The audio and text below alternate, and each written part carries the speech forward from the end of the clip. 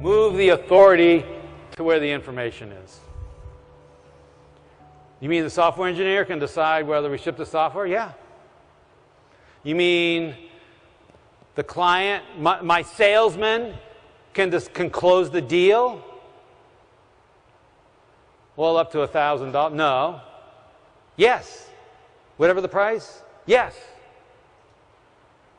What does it take to make that happen? Now, if you're picturing a lot of people out there doing crazy things and a bunch of arrows going in a bunch of different directions, you have the wrong picture.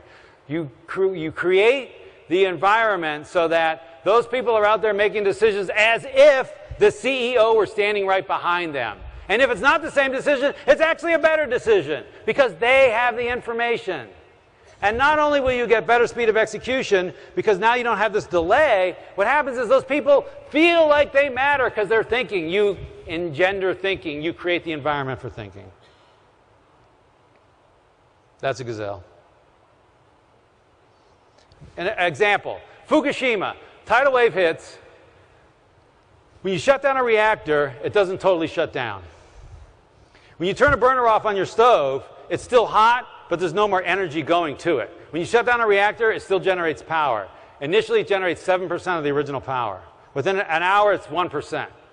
How much power is that? In the case of Fukushima, it's enough power to heat 20,000 pounds of water 1,000 degrees every hour. And because all the electricity was dropped, the pumps that circulate the water all stopped. So the water's just sitting there, heating up. Now, TEPCO, the utility that ran and owned Fukushima, had a policy document. And the policy document said to vent the reactor containment buildings requires the CEO's permission. Why? Because it's a big deal. Because venting a reactor containment building releases gaseous fission products to the environment. But in this case, all the cell phones were down. All the fax lines were down. All the messengers were down, and all the carrier pigeons were down.